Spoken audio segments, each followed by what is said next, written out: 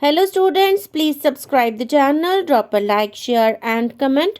This is exercise number 3 and 4 of the Progressive Monthly Magazine, January 2023 on the speed of 100 words per minute. Start. Mr. Vice Chairman, Sir, in the course of his reply, the Honorable Minister referred to some of the remarks made on the 18th while replying to question number 4, and he said that his remarks were misunderstood by some of the members. Sir, I really admire my honorable friend for making a reference to it, but if I say that some ministers in the Council of Ministers at the center are wise, how you will take it?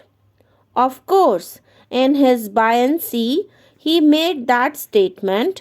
I do not know whether he really intended it, but it only meant that some members in the opposition are wise and some are foolish.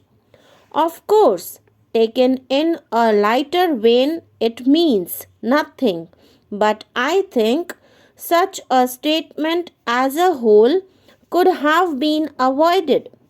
Now, sir, I welcome some of the statements made by him and I submit that in April the vacancies were 64 and in July the vacancies were 67.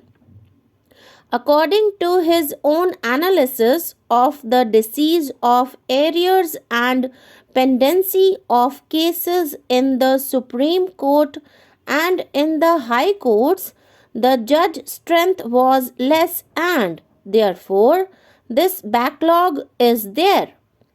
Now, the pendency as on 31st December 1987 was 5.5 lakhs. It has now exceeded 6 lakhs. On that day, in the Delhi High Court, the pendency was 2000 odd. Now, the pendency is over 25,000.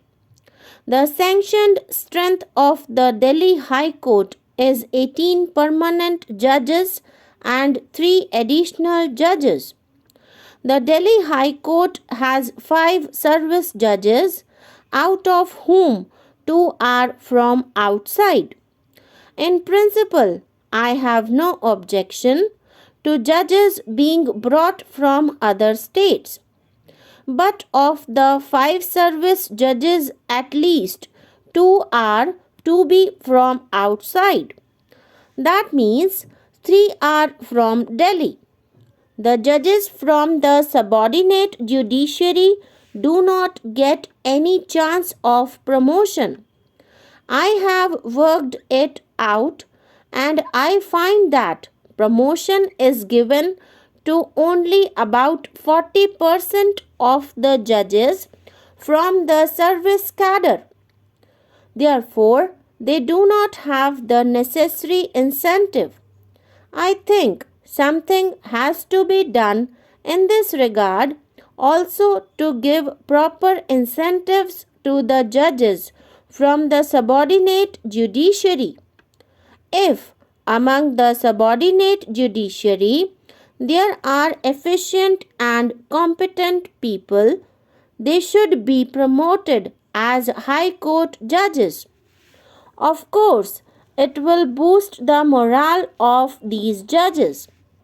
In fact, we have seen that many Supreme Court judges who are doing very well have been promoted from the subordinate judiciary. I would like to give some examples. Judge of the Supreme Court was at one time session judge. Another judge started his career as a subordinate judge. Similarly, my friend started his career as a civil judge. There are many such instances.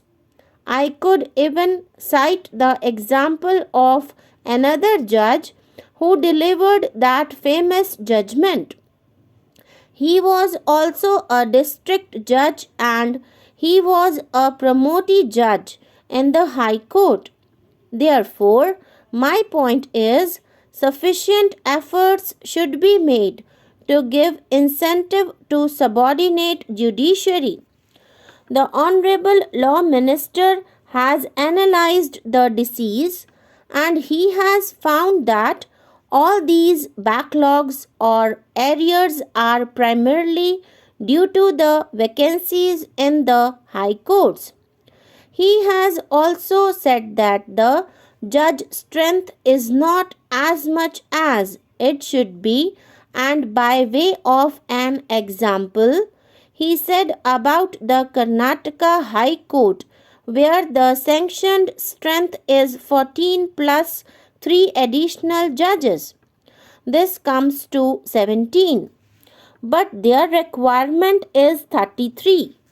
Similarly, if you work out the requirement of judges in each high court taking into consideration the quota of disposal fixed by the Chief Justice's Conference, namely 650 per year, we find that the judges' strength in each high court has to be increased every year. This is because the arrears go on mounting up. This is a constant problem. Every year, we cannot go on speaking about this. It is necessary that efforts should be made to tackle this problem of arrears, and this can only be done by appointing suitable number of judges. In this connection, I would like to point out one thing.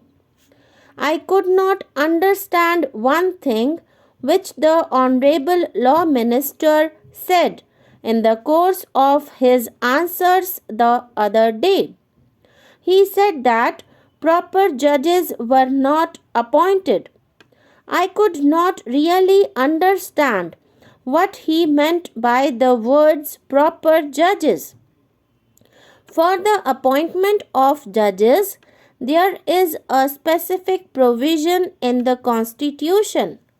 Certain minimum qualifications must be there.